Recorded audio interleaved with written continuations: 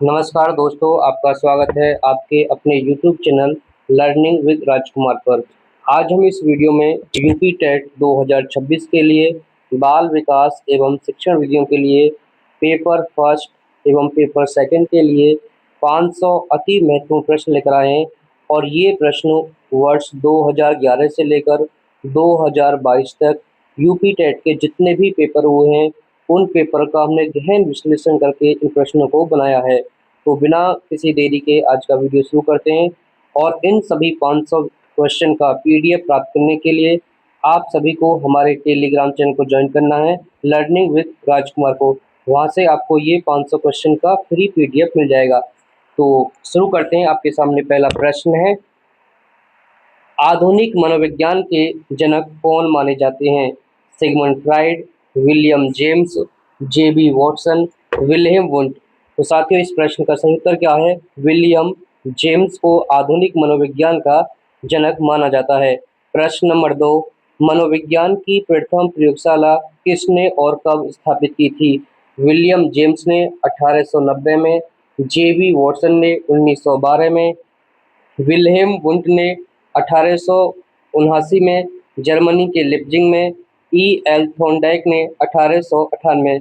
तो साथियों, इस प्रश्न का सही उत्तर है सी, मनोविज्ञान की प्रथम प्रयोगशाला विल्हेम वुंट ने 1879 में जर्मनी के लिप्जिंग शहर में स्थापित की थी। प्रश्न नंबर 3 काफी महत्वपूर्ण है, शिक्षा मनोविज्ञान के जनक कौन है? John Dewey, E L Thorndike, Rousseau, B F Skinner. तो साथियों, इस प्रश्न का सही उत्तर है ई एल थॉर्नडाइक को शिक्षा मनोविज्ञान का जनक कहा जाता है। ई एल थॉर्नडाइक ने ही सबसे पहले सीखने के नियम दिए थे और इन्होंने प्रयास एवं त्रुटि का सिद्धांत दिया था। प्रश्न नंबर 4 कई बार परीक्षा में पूछा गया है, मनोविज्ञान ने सबसे पहले अपनी आत्मा का त्याग किया, फिर अपने मन, फिर चेतना का, और आज वह व्यवहार के ढंग को अपनाए हुए है। यह कथन किसका है? JB Watson, R S Woodworth, William McDougall, Sigmund Freud. तो ये कथन किसका है? ये कथन है आर एस वुडवर्थ का। प्रश्न नंबर 5 देखते हैं, व्यवहारवाद के जनक कौन है? JB Watson, Sigmund Freud, Wilhelm Wundt, Jean प्याजे। तो साथियों, प्रश्न नंबर 5 का सही उत्तर क्या है आपका? जेबी वॉटसन। देखिए प्रश्न नंबर 6, मुझे 1 दर्जन नवजात शिशु दे दो, मैं उन्हें डॉक्टर, वकील, भिखारी या चोर कुछ भी बना सकता हूँ। यह प्रसिद्ध कथन किसका है? स्टैनली हॉल का, जेबी वॉटसन का, ई एल थॉर्नडाइक का, रूसो का। तो साथियों, ये प्रसिद्ध कथन किसका है? ये कथन है आपका जेबी वॉटसन महोदय का। अब देखिए प्रश्न नंबर 7, मनोविज्ञान की आधारभूत पुस्तक प्रिंसिपल्स ऑफ साइकोलॉजी के लेखक कौन है? William James, William McDougall, Wilhelm Wundt, JB Watson. तो साथियों, इस प्रश्न का सही उत्तर है विलियम जेम्स, और विलियम जेम्स को ही आधुनिक मनोविज्ञान का जनक माना जाता है।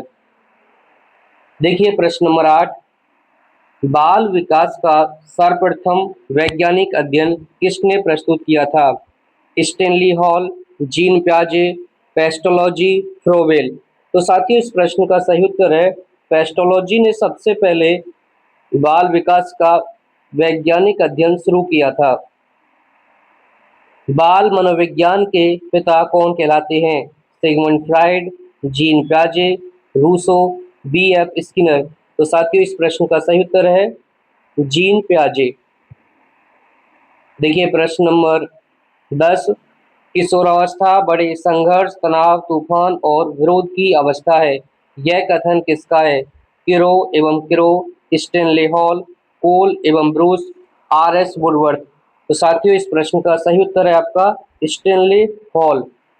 देखते हैं प्रश्न नंबर 11, काफी महत्वपूर्ण है, एडोलसेंस नामक प्रसिद्ध पुस्तक के लेखक कौन है?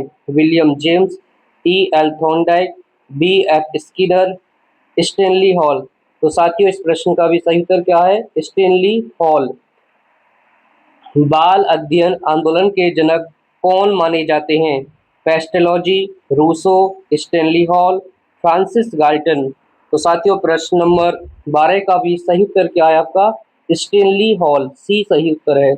देखिए प्रश्न नंबर 13 20वीं शताब्दी को बालक की शताब्दी किसने कहा है? क्रो एवं crow, Alfred Adler, Stanley hall, Elizabeth Hurlock. तो इस प्रश्न का सही उत्तर है आपका प्रश्न नंबर 13 का क्रो एवं क्रो। प्रश्न नंबर 14 काफी महत्वपूर्ण है। मनोविज्ञान आचरण एवं व्यवहार का यथार्थ विज्ञान है, यह किसने कहा? JB Watson, William McDougall, William James, Wilhelm Wundt. तो साथियों इस प्रश्न का सही उत्तर है विलियम मैकडूगल। आप एक बात ध्यान रखेंगे, जो ये मनोविज्ञान की परिभाषा है, मनोविज्ञान आचरण एवं व्यवहार का यथार्थ विज्ञान है। देखिए जहाँ आचरण यहाँ पर है तो इसका आंसर सही क्या होता है? William McDougall. यदि आचरण की जगह पर एक शब्द आ जाए अनुभव, तो ये परिभाषा किसकी बन जाती है? स्किनर की। किसकी? स्किनर की। ये भी आप ध्यान रखेंगे। देखिए प्रश्न नंबर 15 आउटलाइन ऑफ साइकोलॉजी पुस्तक के लेखक कौन है? James Sully, B F Skinner, E L Thorndike, William McDougall. तो साथियों इस प्रश्न का जो सही उत्तर है क्या है? William McDougall. विलियम मैकडूगल की काफी प्रसिद्ध पुस्तक है जिसका नाम क्या है? Outline of psychology. देखिए कुछ महत्वपूर्ण पुस्तकें वो सभी आपको याद रखनी है, वहां से प्रश्न बनते हैं। प्रश्न नंबर 16 शिक्षा मनोविज्ञान नामक पुस्तक किसने लिखी? ई L Thorndike, John Dewey, pestology, Maria Montessori. तो जो शिक्षा मनोविज्ञान नामक किताब है ये किसने लिखी थी? ई एल थॉर्नडाइक ने। और इनको क्या कहा जाता है? इनको कहा जाता है शिक्षा मनोविज्ञान का जनक। इनको शिक्षा मनोविज्ञान का जनक कहा जाता है। किन्हें कहा जाता है? ई एल थॉर्नडाइक को। देखिए प्रश्न नंबर 17 काफी महत्वपूर्ण है। मनोविज्ञान को चेतना का विज्ञान किन मनोवैज्ञानिकों ने माना है? आपके सामने ऑप्शन है JB Watson, Skinner, Pavlov, William James, Wilhelm Wundt, James Sully, Kohler, Koffka, Wertheimer, Freud, Jung, Adler. तो साथियों इस प्रश्न का सही उत्तर क्या है? जिन्होंने मनोविज्ञान को चेतना का विज्ञान माना है, इसका सही उत्तर है William James, Wilhelm Wundt, James Sully. ये प्रश्न काफी महत्वपूर्ण है। अब देखिए प्रश्न नंबर 18 विकास कभी न समाप्त होने वाली प्रक्रिया है, यह विचार बाल विकास के किस सिद्धांत से संबंधित है? एकीकरण का सिद्धांत, निरंतरता का सिद्धांत, व्यक्तिगत भिन्नता का सिद्धांत, समान प्रतिमान का सिद्धांत। तो साथियों इस प्रश्न का सही उत्तर क्या है? निरंतरता का सिद्धांत इसका बिल्कुल सही उत्तर है। अब देखिए प्रश्न 19 बालक का मस्तिष्क कोरी स्लेट होता है, यह कथन किसका है? अरस्तु, प्लेटो, जॉन लॉक, रूसो। इस प्रश्न का सही उत्तर क्या है? John Locke. देखिए प्रश्न नंबर 20 स्वस्थ शरीर में स्वस्थ मस्तिष्क का निर्माण ही शिक्षा है, यह कथन किसका है? जॉन डीवी, अरस्तु, सुकरात, स्वामी विवेकानंद। तो साथियों इस प्रश्न का सही उत्तर क्या है? इसका सही उत्तर है अरस्तु। देखिए प्रश्न नंबर 21 शिक्षा मनोविज्ञान मनोविज्ञान की वह शाखा है जो शिक्षण और सीखने से संबंधित है, यह कथन किसका है?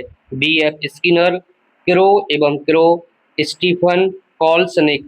तो साथियों इस प्रश्न का सही उत्तर क्या है? B F Skinner. देखिए प्रश्न नंबर 22 विकास का स्वरूप कैसा होता है? केवल गुणात्मक, केवल परिमाणात्मक, गुणात्मक एवं परिमाणात्मक दोनों, उपयुक्त में से कोई नहीं। इसका सही उत्तर है गुणात्मक एवं परिमाणात्मक दोनों। देखिए प्रश्न नंबर 23 वृद्धि का स्वरूप कैसा होता है? आंतरिक और गुणात्मक, बाह्य और मात्रात्मक, केवल बाह्य, केवल गुणात्मक। इस प्रश्न का सही उत्तर है बाह्य और मात्रात्मक। विकास की दिशा का मस्तकाधोमुखी सिद्धांत क्या बताता है? विकास पैर से सिर की ओर होता है, विकास केंद्र से बाहर की ओर होता है, विकास सिर से पैर की दिशा में होता है, विकास सामान्य से विशिष्ट होता है। तो साथियों इसका सही उत्तर क्या है? विकास सिर से पैर की दिशा में होता है। सी इसका सही उत्तर है। समान प्रतिमान का सिद्धांत किसने दिया? Elizabeth Hurlock, BF. Skinner, Sorenson, EL. Thorndike. तो साथियों इस प्रश्न का सही उत्तर है ए, एलिजाबेथ हरलॉक। देखिए प्रश्न नंबर 26, व्यक्तिगत भिन्नता के जनक कौन हैं? Alfred Binet, Francis Galton, William Stern, Lewis Terman. तो साथियों इस प्रश्न का सही उत्तर क्या है? Francis Galton. देखिए प्रश्न नंबर 27, हेरिडेटरी जीनियस पुस्तक के लेखक कौन हैं? चार्ल्स डार्विन, जीन प्याजे, फ्रांसिस गाल्टन, अल्फ्रेड बिने। देखिए ये प्रश्न आपका यूपी टेट में कई बार पूछा गया है कि जो हेरिडेटरी जीनियस पुस्तक है इसके लेखक कौन है? इसके लेखक हैं फ्रांसिस गाल्टन। प्रश्न नंबर 28, मनोविज्ञान शब्द का सर्वप्रथम प्रयोग किसने किया था? विल्हेम वुंट, रोडोल्फ गोल्काय 1590 में, सिगमंड फ्राइड, बी.एफ. स्किनर। तो साथियों इस प्रश्न का सही उत्तर क्या है? इसका सही उत्तर है बी, रोडोल्फ गोल्काय ने 1590 में साइकोलॉजी शब्द का सबसे पहले प्रयोग किया था। प्रश्न नंबर 29, साइकोलॉजी शब्द की उत्पत्ति किस भाषा से हुई है? लैटिन भाषा, यूनानी ग्रीक भाषा, फ्रेंच भाषा, जर्मन भाषा। तो साथियों इस प्रश्न का सही उत्तर है आपका यूनानी ग्रीक भाषा। अब देखिए जो साइकोलॉजी है, साइकोलॉजी दो शब्दों से मिलकर बनी है, साइकी और लोगस। साइकी का मतलब होता है आपका सोल और लोगस का मतलब क्या होता है? स्टडी। इस प्रकार जो साइकोलॉजी है इसका अर्थ क्या होता है? आत्मा का अध्ययन। ये शब्द से बना है यूनानी या ग्रीक शब्द। संरचनावाद संप्रदाय के प्रवर्तक कौन थे? प्रश्न नंबर 29 काफी महत्वपूर्ण है। विलियम जेम्स और थॉर्नडाइक, विल्हेम वुंट और ई.बी. टिचनर, मैक्स वर्दीमर और कोलर, जे.बी. वॉटसन और स्किनर। तो साथियों इस प्रश्न का सही उत्तर क्या है? विल्हेम वुंट और ई.बी. टिचनर को संरचनावाद का प्रवर्तक या जनक माना जाता है। प्रश्न नंबर 31, प्रकार्यवाद संप्रदाय के संस्थापक कौन हैं? William James, William Wundt, EB. Titchener, Sigmund Freud. तो इस प्रश्न का सही उत्तर है साथियों विलियम जेम्स। और विलियम जेम्स को ही क्या कहा जाता है? आधुनिक मनोविज्ञान का इनको जनक भी कहा जाता है। आधुनिक मनोविज्ञान का जनक भी इन्हीं को कहा जाता है। देखिए प्रश्न नंबर 32, मनोविश्लेषणवाद के जनक कौन हैं? Sigmund fried, Karl Jung, Alfred Adler, Erik Erikson. इस प्रश्न का सही उत्तर है सिगमंड फ्राइड। देखिए प्रश्न नंबर 33, गेस्टाल्टवाद संप्रदाय का जन्म कहाँ हुआ और इसके संस्थापक कौन थे? अमेरिका में जे.बी. वॉटसन, रूस में इवान पावलोव, जर्मनी में मैक्स वर्दीमर, फ्रांस में अल्फ्रेड बिने। साथियों इस प्रश्न का सही उत्तर है सी, जर्मनी में मैक्स वर्दीमर। आप ध्यान रखेंगे कि जो जे.बी. वॉटसन है वो अमेरिका के रहने वाले थे, इवान पावलोव रूस के थे और मैक्स वर्दीमर जर्मनी के थे, अल्फ्रेड बिने फ्रांस के। ये भी कभी प्रश्न पूछे जा सकते हैं। देखिए प्रश्न नंबर 34, अचेतन मन का अध्ययन किस विधि द्वारा किया जाता है? अंतर्दर्शन विधि द्वारा, मनोविश्लेषण विधि द्वारा, बहिर्दर्शन विधि द्वारा, प्रयोगात्मक विधि द्वारा। तो साथियों जो अचेतन मन है इसका जो अध्ययन किया जाता है वो किसके द्वारा किया जाता है? मनोविश्लेषण विधि द्वारा। देखिए प्रश्न नंबर 35 बहुत ही महत्वपूर्ण है। बालक एक ऐसी पुस्तक है जिसका शिक्षक को आद्योपांत अध्ययन करना चाहिए। यह कथन किसका है? जॉन डीवी, पेस्टोलॉजी, रूसो, अरस्तु। तो साथियों इस प्रश्न का सही उत्तर क्या है? रूसो। एमिल नामक प्रसिद्ध शिक्षा ग्रंथ की रचना किसने की? सुकरात, प्लेटो, रूसो, मारिया मोंटेसरी। तो साथियों इस प्रश्न का सही उत्तर क्या है? रूसो। देखिए प्रश्न नंबर 37 काफी महत्वपूर्ण है। खेल प्रणाली के जन्मदाता कौन है? Henry Caldwell Cook, Froebel, Maria Montessori, Helen Parkhurst. तो साथियों इस प्रश्न का सही उत्तर क्या है? Henry Caldwell Cook. और देखिए जो ये ध्यान रखें साथियों, यदि खेल प्रणाली पूछा गया है और ऑप्शन में हेनरी कोल्डवेल कुक नहीं है तो आप इसका सही उत्तर क्या करेंगे? फ्रोवेल। यदि हेनरी कोल्डवेल कुक ऑप्शन में दिया है तो सही उत्तर क्या होगा आपका? Henry Caldwell Cook. और इनकी एक बहुत ही प्रसिद्ध बुक है, उस बुक का नाम पूछा जाता है, इनकी बुक है द प्ले वे। देखिए प्रश्न नंबर 38, किंडरगार्टन शिक्षण विधि के प्रतिपादक कौन हैं? Froebel, Rousseau, John Dewey, William Kilpatrick. तो साथियों इस प्रश्न का सही उत्तर क्या है? फ्रोवेल। और जो किंडरगार्टन है इसका मतलब क्या होता है? इसका मतलब होता है बच्चों का बगीचा। देखिए प्रश्न नंबर 39, डाल्टन विधि के प्रतिपादक कौन हैं? Froebel, Helen Parkhurst, Armstrong, Henry Caldwell Cook. तो जो डाल्टन विधि है इसके प्रतिपादक या जनक कौन है? Helen Parkhurst. अब देखते हैं प्रश्न नंबर 40, बहुत ही महत्वपूर्ण है। बाल्यावस्था को जीवन का अनोखा काल किसने कहा है? वैलेंटाइन, कोल एवं Bruce, Stanley hall, Sigmund Freud. तो साथियों इस प्रश्न का सही उत्तर क्या है 40 का? कोल एवं ब्रूस इसका सही उत्तर है। अब देखते हैं प्रश्न नंबर 41, शैशवावस्था सीखने का आदर्श काल है, यह कथन किसका है? क्रो एवं क्रो महोदय का, वैलेंटाइन का, E.L. थॉर्नडाइक का, अल्फ्रेड एडलर का। तो ये कथन है वैलेंटाइन महोदय का। मानव विकास की प्रक्रिया कब से प्रारंभ होती है? जन्म से, शैशवावस्था से, बाल्यावस्था से, गर्भावस्था, गर्भाधान से। तो इस प्रश्न का सही उत्तर है आपका गर्भावस्था, गर्भाधान से। प्रश्न नंबर 43 बहुत ही महत्वपूर्ण है, मोस्ट इंपोर्टेंट प्रश्न है आज के प्रश्नों में। भारत में बाल विकास के अध्ययन की शुरुआत कब और किसके द्वारा मानी जाती है? 1920 में गिजुभाई बधिका द्वारा, 1930 में ताराबाई मोदक द्वारा, 1947 में डॉक्टर राधाकृष्णन द्वारा, 1950 में कोठारी आयोग द्वारा। तो साथियों इस प्रश्न का जो सही उत्तर क्या है? इसका सही उत्तर है 1930 में ताराबाई मोदक द्वारा। प्रश्न नंबर 44, वृद्धि और विकास एक दूसरे के क्या हैं? विरोधी, पूरक, स्वतंत्र, समान, असमान। तो इसका सही उत्तर क्या है? वृद्धि और विकास एक दूसरे के क्या हैं? पूरक हैं, कॉम्प्लीमेंट्री हैं। प्रोजेक्ट प्रणाली के जन्मदाता कौन है? काफी महत्वपूर्ण प्रश्न है, कई बार परीक्षा में पूछा गया है। William Kilpatrick, John Dewey, H.E. Armstrong, Maria Montessori. तो साथियों इस प्रश्न का सही उत्तर क्या है? William Kilpatrick. पूर्ण से अंश की ओर शिक्षण सूत्र मनोविज्ञान के किस संप्रदाय की देन है? व्यवहारवाद संप्रदाय, संरचनावाद संप्रदाय, गेस्टाल्टवाद संप्रदाय, प्रकार्यवाद संप्रदाय। तो इसका सही उत्तर क्या है? गेस्टाल्टवाद संप्रदाय। देखिए प्रश्न नंबर 47, मनोविज्ञान को व्यवहार का शुद्ध विज्ञान किसने कहा है? R.S. Woodworth, B.F. Skinner, J.B. Watson, E.L. Thorndike.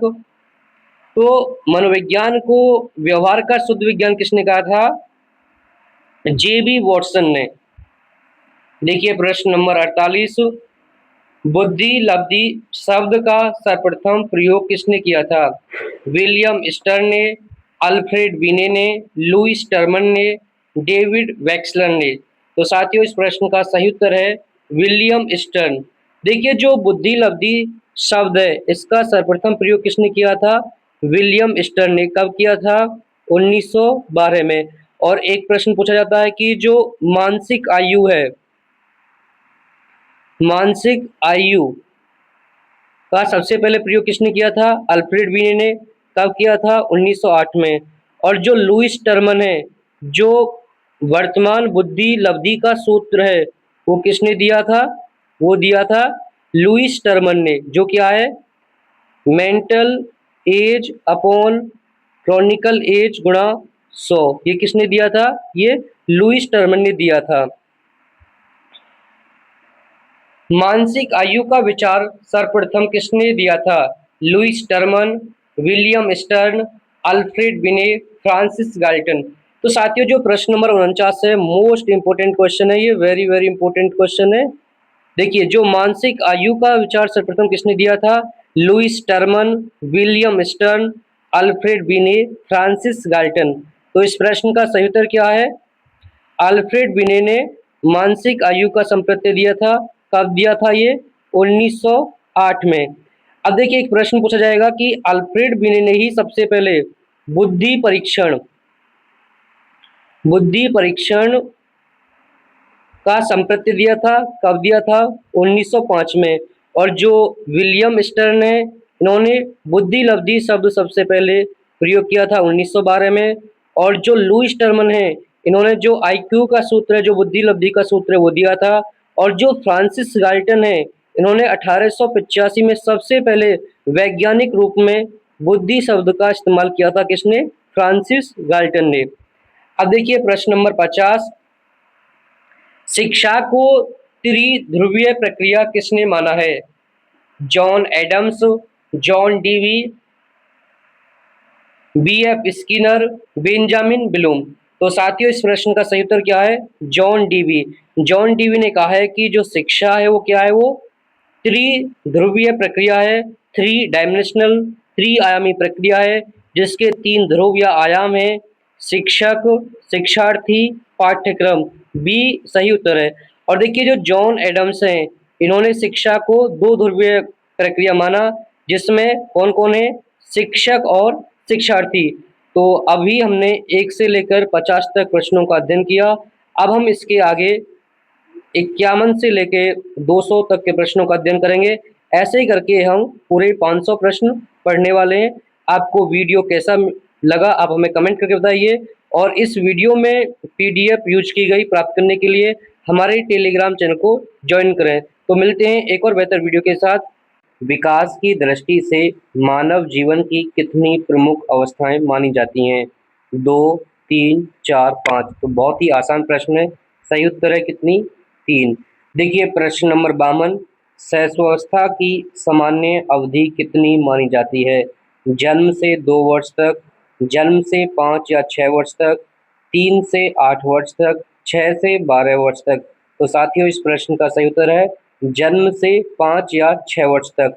देखिए प्रश्न नंबर 53, बाल्यावस्था की अवधि क्या होती है? जन्म से 5 वर्ष, 3 से 9 वर्ष, 6 से 12 वर्ष, 12 से 18 वर्ष। तो साथियों इस प्रश्न का सही उत्तर क्या है? 6 से 12 वर्ष। अब देखिए प्रश्न नंबर 54, किशोरावस्था की समयावधि क्या मानी जाती है? 10 से 15 वर्ष, 12 से 18 वर्ष, 15 से 21 वर्ष और 18 से 25 वर्ष। तो साथियों इस प्रश्न का सही उत्तर क्या है? 12 से 18 वर्ष। प्रश्न नंबर 55, मोस्ट इंपोर्टेंट क्वेश्चन है साथियों। खिलौने की आयु किस अवस्था को कहा जाता है? पूर्व बाल्यावस्था को, उत्तर बाल्यावस्था को, शैशवावस्था को, किशोरावस्था को। तो सही उत्तर क्या है? पूर्व बाल्यावस्था को। और जो पूर्व बाल्यावस्था का समय क्या होता है? 3 से 6 वर्ष। प्रश्न नंबर 56, खेल की आयु किस अवस्था को कहा जाता है? शैशवावस्था, पूर्व किशोरावस्था, बाल्यावस्था, प्रौढ़ावस्था। तो साथियों इस प्रश्न का जो सही उत्तर क्या है? इसका सही उत्तर है बाल्यावस्था। देखिए प्रश्न नंबर 57, मानव जीवन का सबसे महत्वपूर्ण काल किस अवस्था को माना जाता है? किशोरावस्था, बाल्यावस्था, शैशवावस्था, प्रौढ़ावस्था। तो साथियों इस प्रश्न का सही उत्तर क्या है? इसका सही उत्तर है शैशवावस्था। देखिए प्रश्न नंबर 58, सीखने का अनोखा काल किस अवस्था को कहा जाता है? बाल्यावस्था, शैशवावस्था, किशोरावस्था, उत्तर बाल्यावस्था। तो साथियों इस प्रश्न का सही उत्तर क्या है? शैशवावस्था। शैशवावस्था को क्या कहा जाता है? सीखने का अनोखा काल। और ये किसने किया कहा है? ये कहा है वैलेंटाइन महोदय ने। किसने? वैलेंटाइन महोदय ने। बाल्यावस्था जीवन का अनोखा काल है, यह प्रसिद्ध कथन किसका है? स्टैनली हॉल, रूसो, कोल एवं ब्रूस, G.B. वॉटसन। तो इस प्रश्न का सही उत्तर क्या साथियों?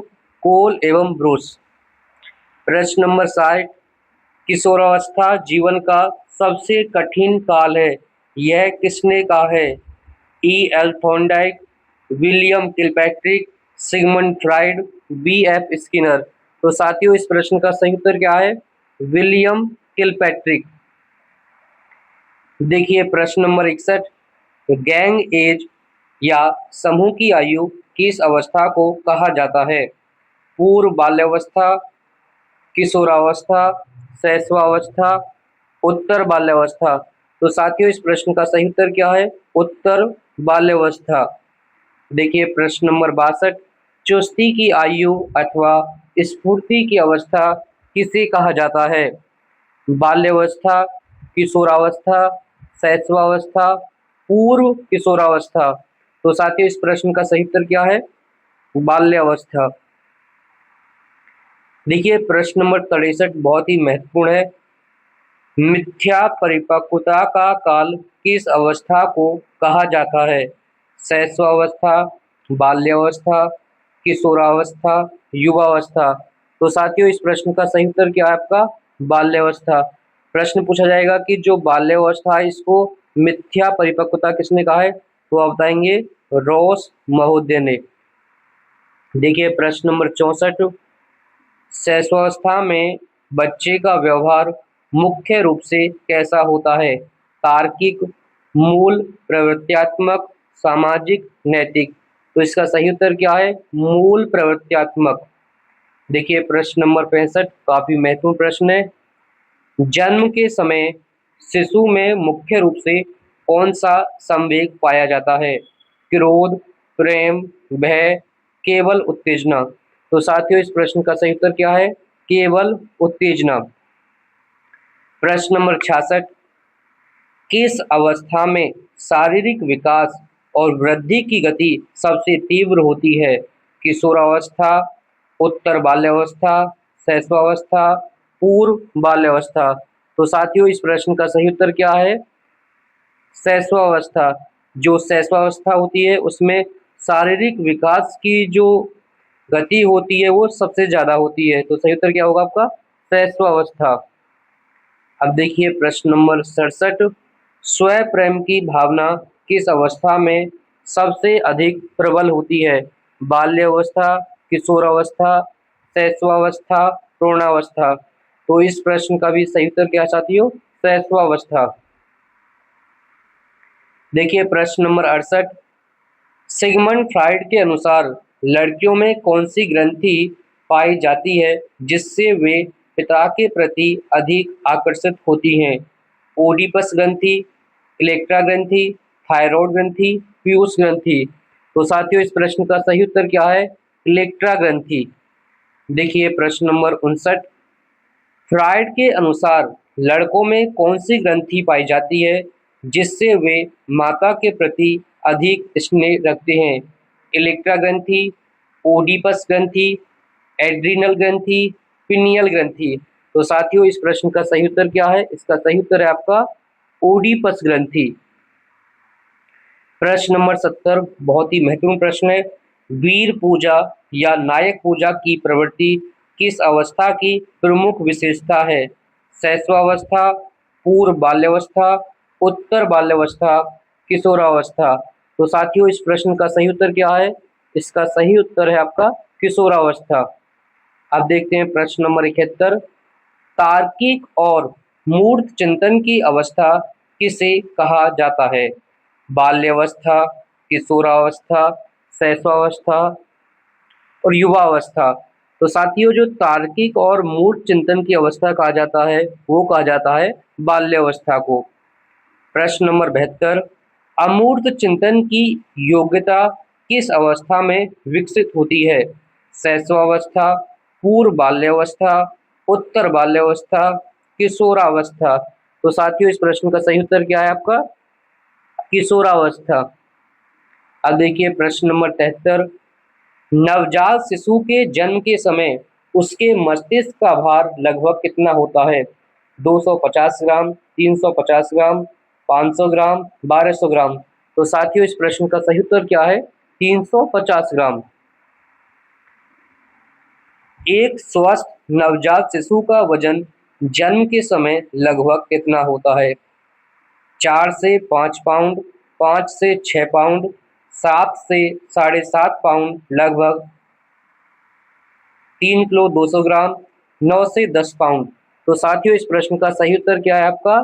सी, 7 से 7.5 पाउंड, जो कि लगभग 3.5 किलोग्राम होता है। नवजात शिशु के शरीर में हड्डियों की कुल संख्या कितनी होती है? ये आपके लिए मोस्ट इंपोर्टेंट क्वेश्चन है। 75, 206 हड्डियां, 270 हड्डियां, 300 हड्डियां, 350 हड्डियां। तो साथियों इस प्रश्न का सही उत्तर क्या है? 270 हड्डियां। बाल्यावस्था में हड्डियों की संख्या बढ़कर कितनी हो जाती है? 206 हड्डियां, 270 हड्डियां, लगभग 350 हड्डियां, 400 हड्डियां। तो साथियों इस प्रश्न का सही उत्तर क्या है? लगभग 350 हड्डियां हो जाती हैं किसमें? बाल्यावस्था। और जो शैशवावस्था उसमें कितनी हड्डियां होती हैं? 270। किशोरावस्था वयस्क होने पर हड्डियों की संख्या कितनी रह जाती है? जब बच्चा किशोर होता है, वयस्क होता है, तो उसमें हड्डियों की संख्या कितनी हो जाती है? 200 हड्डियां, 206 हड्डियां, 250 हड्डियां, 270 हड्डियां। तो साथियों इस प्रश्न का सही उत्तर क्या हो जाएगा? 206 हड्डियां। मनुष्य के दूध के दांतों, जिन्हें अस्थायी दांत कहते हैं, की संख्या कितनी होती है? 16, 20, 24, 32। तो साथियों इस प्रश्न का सही उत्तर क्या है आपका? 20 इसका बिल्कुल सही उत्तर है। अब देखिए प्रश्न नंबर 79। मनुष्य में स्थायी दांतों की संख्या कितनी होती है? 28, 30, 32, 34। तो ये बहुत आसान प्रश्न है, इसका सही उत्तर क्या है आपका? 32। शिशु में सबसे पहले कौन से दांत निकलते हैं? ऊपरी जबड़े के कृंतक, दाढ़, निचले जबड़े के कृंतक, कैनाइन। तो साथियों इस प्रश्न का सही उत्तर क्या है? सी, निचले जबड़े के जो कृंतक होते हैं सबसे पहले वही दांत निकलते हैं बच्चे में। काम प्रवृत्ति की सुप्तावस्था किस काल को माना जाता है? बहुत ही महत्वपूर्ण प्रश्न है। प्रश्न नंबर 81। शैशवावस्था, बाल्यावस्था, पूर्व किशोरावस्था, किशोरावस्था। तो साथियों इस प्रश्न का सही उत्तर क्या है आपका? बाल्यावस्था। किस अवस्था को सुनहरी अवस्था या वसंत ऋतु कहा जाता है? पूर्व बाल्यावस्था को, उत्तर बाल्यावस्था को, किशोरावस्था को, प्रौढ़ावस्था को। तो साथियों इस प्रश्न का सही उत्तर क्या है आपका? सी, किशोरावस्था को। अब देखिए प्रश्न नंबर 83। किस अवस्था में बालक में अन्वेषण, खोजने और बिना उद्देश्य के घूमने की प्रवृत्ति सर्वाधिक पाई जाती है? तो कौन सी अवस्था है आपकी? शैशवावस्था, बाल्यावस्था, किशोरावस्था, युवावस्था। तो साथियों इस प्रश्न का सही उत्तर क्या है आपका? इसका सही उत्तर है आपका बाल्यावस्था। देखिए प्रश्न नंबर 84। निर्देशन एवं परामर्श की सबसे अधिक आवश्यकता छात्रों को किस अवस्था में होती है? शैशवावस्था, पूर्व बाल्यावस्था, उत्तर बाल्यावस्था, किशोरावस्था। तो साथियों सही उत्तर क्या है इसका? किशोरावस्था। अब देखिए प्रश्न नंबर 85। बालक का समाजीकरण सबसे तीव्र गति से किस अवस्था में होता है? शैशवावस्था, बाल्यावस्था, किशोरावस्था, प्रौढ़ावस्था। तो साथियों इस प्रश्न का सही उत्तर क्या है आपका? 85 का इसका सही उत्तर होगा आपका बाल्यावस्था। बालक के हाथ, पैर और नेत्र उसके प्रारंभिक शिक्षक होते हैं, यह प्रसिद्ध कथन किसका है? प्लेटो, रूसो, अरस्तु, जॉन लॉक। तो साथियों इस प्रश्न का जो सही उत्तर है वो क्या होगा? इसका सही उत्तर है आपका, ये कथन है रूसो महोदय का। देखिए प्रश्न नंबर 87। शैशवावस्था में सीखने की सीमा और तीव्रता विकास की अन्य किसी अवस्था की तुलना में बहुत अधिक होती है, यह किसने कहा है? सिगमंड फ्राइड, जीन पियाजे, जेबी वॉटसन, बीएफ स्किनर। तो साथियों इस प्रश्न का सही उत्तर क्या है? इसका सही उत्तर है आपका जेबी वॉटसन। देखिए प्रश्न नंबर 88, नवजात शिशु के गालों को छूने पर सिर घुमाने और मुंह खोलने की जन्मजात प्रतिक्रिया क्या कहलाती है? काफी महत्वपूर्ण प्रश्न है साथियों। Babinski reflex, routing, Moro reflex, grasping reflex. तो इसे क्या कहते हैं साथियों? इसे कहते हैं रूटिंग। क्या कहते हैं? रूटिंग। देखिए प्रश्न नंबर 89, शिशु के पैरों के तलवे को सहलाने पर पैर की उंगलियों को बाहर की ओर फैलाना क्या कहलाता है? Moro reflex, grasping reflex, routing reflex, Babinski reflex. तो साथियों इस प्रश्न का सही उत्तर क्या है? Babinski reflex. देखिए प्रश्न नंबर 90, मनुष्य जो कुछ भी बनना होता है वह प्रारंभिक 4-5 वर्षों में बन जाता है। यह कथन किसका है? Sigmund fried, Alfred Adler, William James Watson. तो साथियों ये प्रश्न किसका है? ये प्रश्न है आपका सिगमंड फ्राइड का। बाल्यावस्था को प्रतिद्वंदात्मक समाजीकरण का काल किसने कहा है? Stanley hall, William Kilpatrick, John Dewey, crow एवं क्रो। तो साथियों इस प्रश्न का सही उत्तर क्या है? William Kilpatrick. किशोरावस्था अपराध प्रवृत्ति के विकास का नाजुक समय है। यह कथन किस मनोवैज्ञानिक का है? Sigmund Freud, Cesare Lombroso, Valentine Skinner. तो साथियों इस प्रश्न का सही उत्तर क्या है आपका? वैलेंटाइन महोदय। अब देखिए प्रश्न नंबर 93, किस अवस्था में बच्चे अपने समवयस्क समूह के सक्रिय सदस्य बन जाते हैं? पूर्व बाल्यावस्था, बाल्यावस्था, किशोरावस्था, प्रौढ़ावस्था। तो साथियों इस प्रश्न का सही उत्तर क्या है? काफी महत्वपूर्ण प्रश्न है, किशोरावस्था। कल्पना जगत में विचरण किस अवस्था की प्रमुख विशेषता है? शैशवावस्था और किशोरावस्था, केवल बाल्यावस्था, केवल प्रौढ़ावस्था, बाल्यावस्था और युवावस्था। तो साथियों इस प्रश्न का सही उत्तर क्या है आपका? इसका सही उत्तर है आपका शैशवावस्था और किशोरावस्था।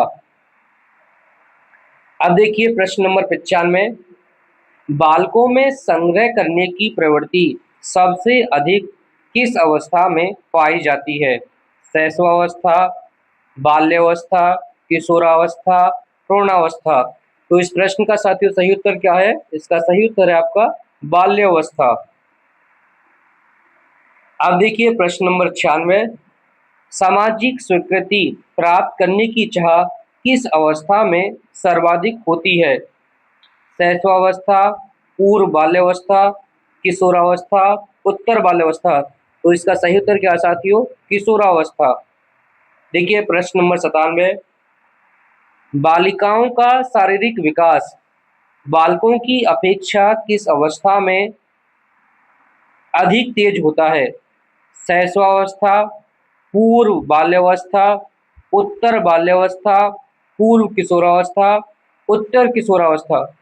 काफी महत्वपूर्ण प्रश्न है साथियों। इस प्रश्न का सही उत्तर क्या है? इसका सही उत्तर है उत्तर बाल्यावस्था, पूर्व किशोरावस्था। व्यवसाय चुनने की चिंता किस अवस्था की एक प्रमुख समस्या है? बाल्यावस्था, पूर्व किशोरावस्था, किशोरावस्था, युवावस्था। तो साथियों इस प्रश्न का सही उत्तर क्या है? किशोरावस्था। देखिए प्रश्न नंबर 99, 3 से 6 वर्ष तक का बच्चा अर्ध स्वप्न की अवस्था में रहता है। यह कथन किसका है? E L Thorndike, William James, Jean प्याजे, अल्फ्रेड बिनेट। साथियों इस प्रश्न का सही उत्तर क्या है? इस प्रश्न का सही उत्तर है ई एल थॉर्नडाइक। अब देखिए प्रश्न नंबर 100, मानव विकास के संबंध में सबसे महत्वपूर्ण भूमिका किसकी होती है? केवल वंशानुक्रम की, केवल वातावरण की, वंशानुक्रम और वातावरण की अंतःक्रिया, केवल शिक्षा। तो साथियों इस प्रश्न का सही उत्तर क्या है? इस प्रश्न का सही उत्तर है वंशानुक्रम और वातावरण की अंतःक्रिया। अब हम भाग 3 के प्रश्न देखते हैं। भाग 3 है वंशानुक्रम एवं वातावरण। आनुवंशिकता का जनक किसे कहा जाता है? बहुत ही महत्वपूर्ण प्रश्न है, कई बार परीक्षा में पूछा गया है। Darwin, Lamarck, Gregor John Mendel, Francis Galton. तो साथियों इस प्रश्न का सही उत्तर क्या है? इसका सही उत्तर है आपका option C, Gregor John Mendel. Mendel ने आनुवंशिकता के नियम की खोज किस पौधे पर प्रयोग करके की थी? चने के पौधे पर, मटर के पौधे पर, गेहूं के पौधे पर, मक्के के पौधे पर। साथियों इस प्रश्न का सही उत्तर क्या है आपका? मटर के पौधे पर। देखिए प्रश्न नंबर 103, एक सामान्य मानव कोशिका में गुणसूत्रों की संख्या कितनी होती है? बहुत ही महत्वपूर्ण प्रश्न है। 42 21 जोड़े, 44 22 जोड़े, 46 23 जोड़े, 48 24 जोड़े। तो इस प्रश्न का सही उत्तर क्या है? सी, 46 23 जोड़े। प्रश्न 104 बहुत ही महत्वपूर्ण प्रश्न है। पुरुष में कौन से लिंग गुणसूत्र सेक्स क्रोमोसोम्स पाए जाते हैं? एक्स एक्स गुणसूत्र, एक्स वाई गुणसूत्र, वाई वाई गुणसूत्र, एक्स ओ गुणसूत्र। तो साथियों इस प्रश्न का सही उत्तर क्या है? एक्स वाई गुणसूत्र। महिला में कौन से लिंग गुणसूत्र पाए जाते हैं? एक्स एक्स गुणसूत्र, एक्स वाई गुणसूत्र, वाई वाई गुणसूत्र, एक्स जेड गुणसूत्र। तो साथियों इस प्रश्न का सही उत्तर क्या है? इसका सही उत्तर है ए, एक्स एक्स गुणसूत्र। अब देखते हैं प्रश्न 106, बच्चे के लिंग निर्धारण के लिए कौन सा गुणसूत्र उत्तरदायी होता है? माता का एक्स गुणसूत्र, पिता का एक्स गुणसूत्र, पिता का वाई गुणसूत्र, माता का वाई गुणसूत्र। तो इस प्रश्न का सही उत्तर है आपका पिता का वाई गुणसूत्र। देखिए प्रश्न नंबर 107, आनुवंशिकी की सबसे छोटी इकाई क्या मानी जाती है? कोशिका, गुणसूत्र, जीन, युग्मज।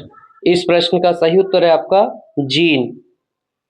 देखिए प्रश्न नंबर 108, वंशानुक्रम माता पिता से संतान को प्राप्त होने वाले गुणों का नाम है।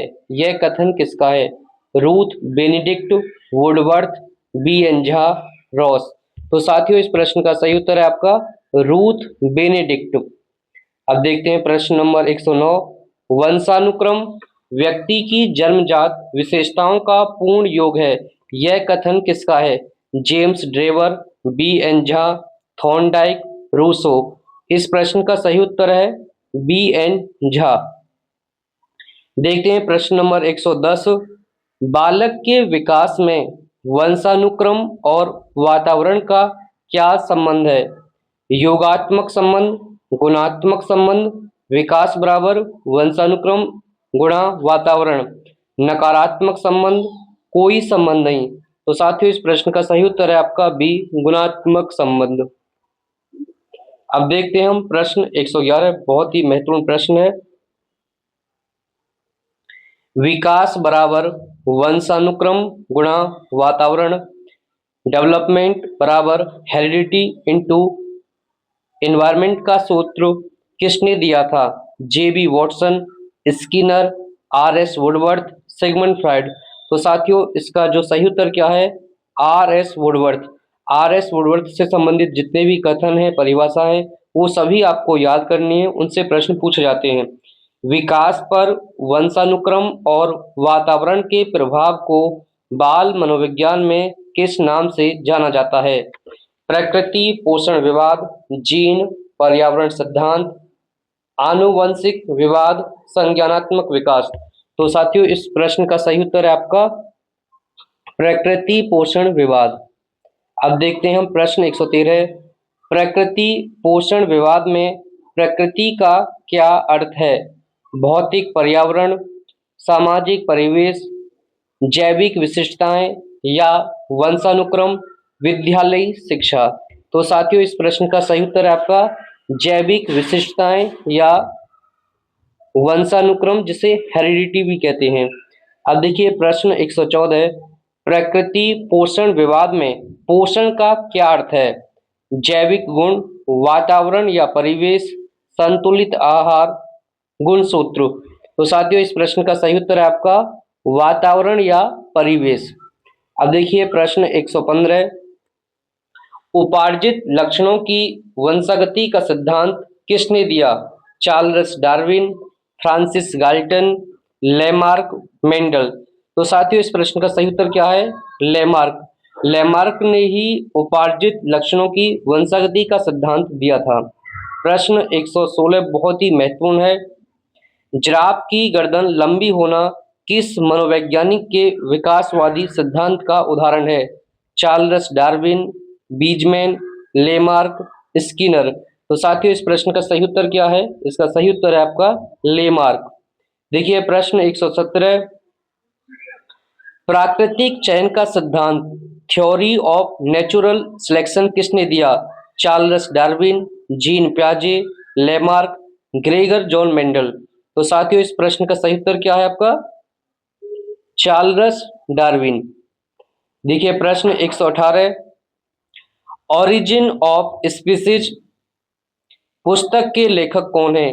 अल्फ्रेड बीने, Charles Darwin, Stanley hall, William James.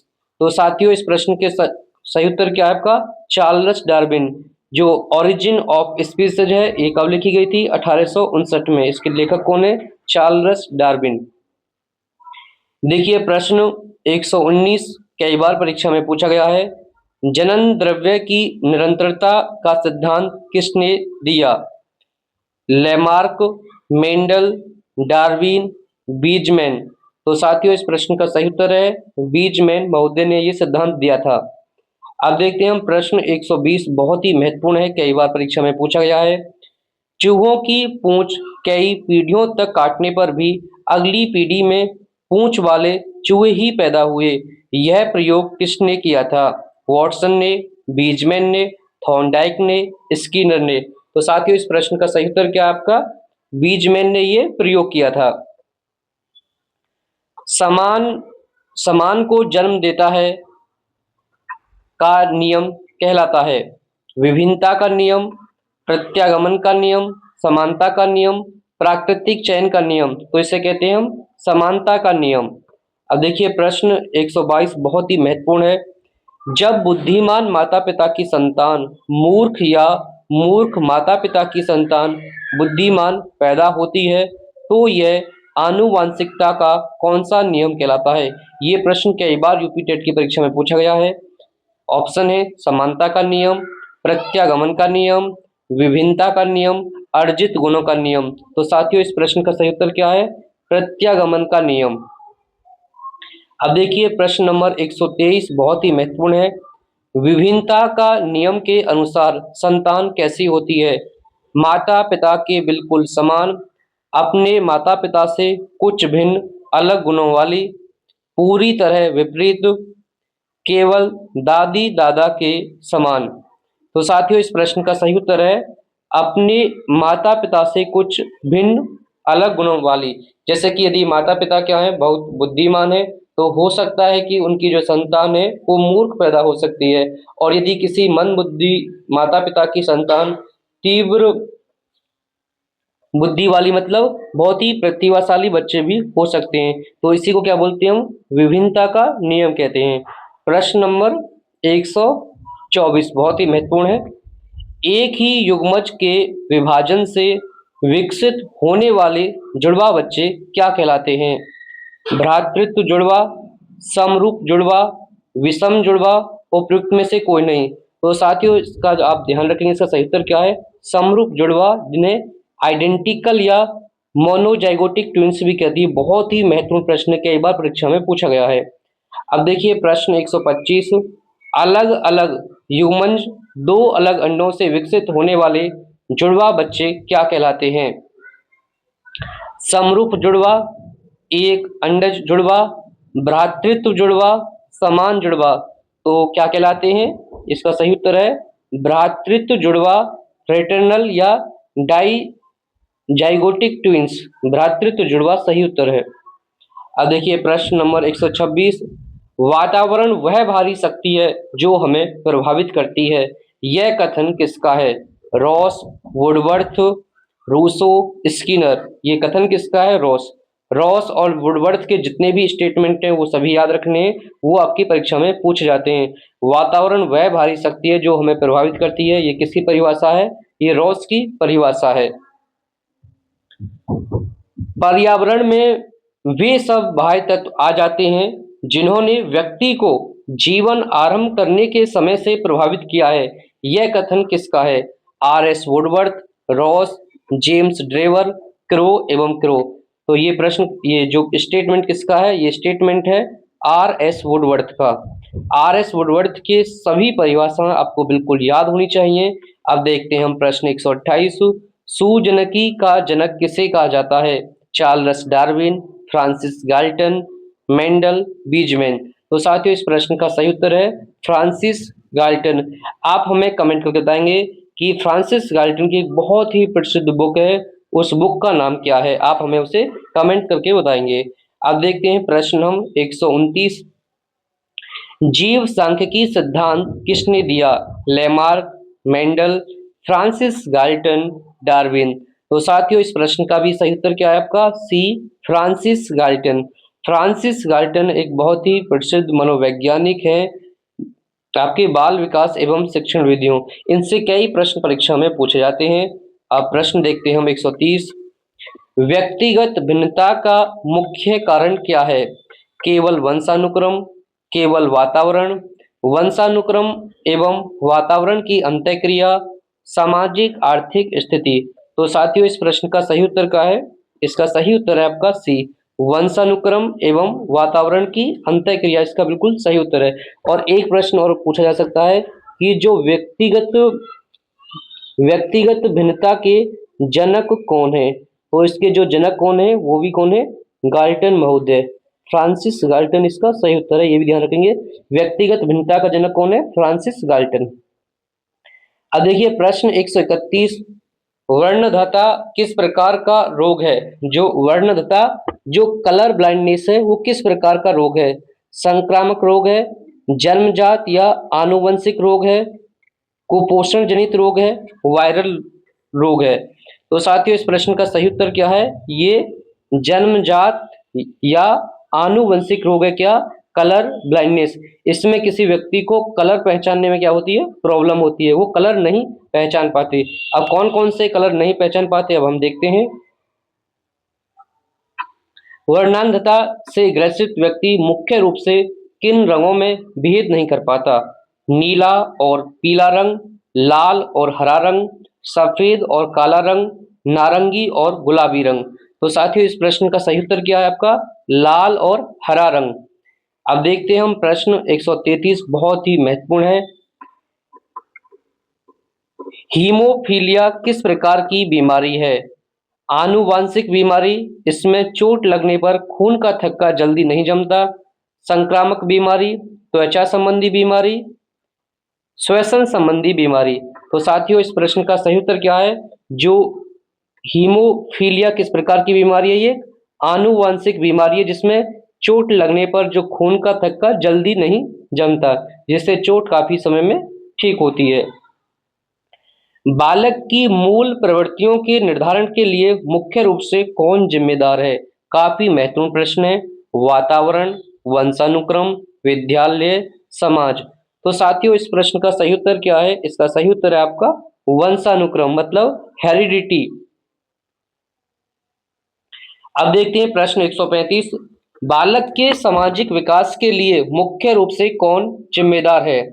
बालक के सामाजिक विकास के लिए पूछा है पर वंशानुक्रम, वातावरण, गुणसूत्र, जैविक विशेषताएं। तो इस प्रश्न का सही उत्तर क्या हो जाएगा? इसका सही उत्तर है आपका वातावरण। क्या? वातावरण। अब देखिए प्रश्न 136, बहुत ही महत्वपूर्ण प्रश्न है, रिपीटेड प्रश्न है, शुरुआत में भी ये प्रश्न आ चुका है। मुझे 1 दर्जन बच्चे दो, मैं उन्हें डॉक्टर, वकील, भिखारी या चोर कुछ भी बना सकता हूँ। वॉटसन का यह कथन बाल विकास में किस कारक के सर्वोच्च महत्व को दर्शाता है? वंशानुक्रम के महत्व को, वातावरण परिवेश के महत्व को, आनुवंशिकता के महत्व को, परिपक्वता के महत्व को।